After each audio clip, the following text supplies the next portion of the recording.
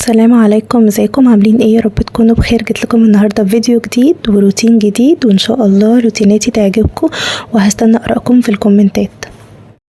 وده كده كان بداية يومي، كنت لسه صاحية فحبيت كده افوق، وبعدين قمت فتحت الشباك علشان الأوضة تتهوى كده، وطبعا علشان الجيران اللي قدامنا فانا بفتح الشباك واقفل الستارة علشان هتبقى الأوضة مكشوفة اصلا بره.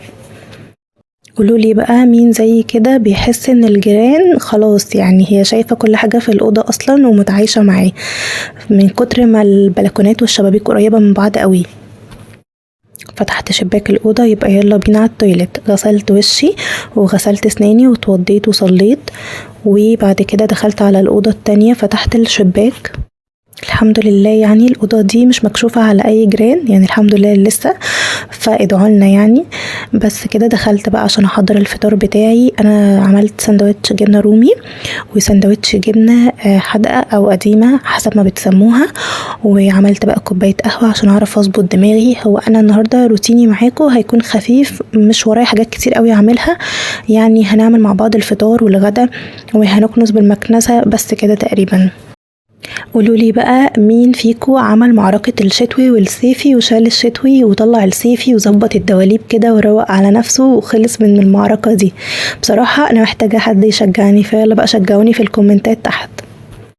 وهنا كنت بعمل معاكم كوباية القهوة المتينة اللي لازم اعملها كل يوم الصبح علشان اعرف افوق كده واشوف يومي بيقول ايه، وانا بشربها كده بقعد بقى ارتب اولوياتي واقعد ارتب انا هعمل غدا ايه وهظبط يومي ازاي والبيت وهعمل ايه مع حور واظبط نفسي كده، فالصراحة بتفوقني قوي.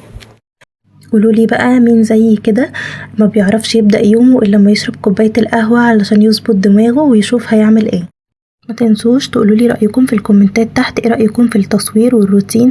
هو روتين كده خفيف لذيذ، حبيت أبدأ معاكم كده فيديوهاتي في القناة بروتين خفيف على قلوبكم.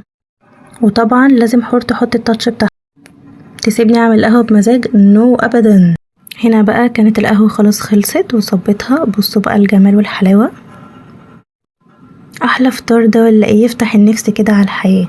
عايزة اقولكوا على حاجة مهمة، ما يغركوش الروقان ده خالص، الكواليس بقى حاجة تانية، يعني مش عايزة اقولكوا بقى صوت حور في الخلفية رهيب.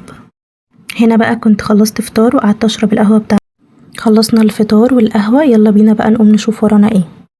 غيرت الملاية وغيرت البطانية وطلعت دفاية كده خفيفة وعطرت الأوضة. دي البطانية اللي انا كنت حطاها شلتها تتغسل علشان اشيلها، ودي بطانية خفيفة عادي بتتغسل في الغسالة.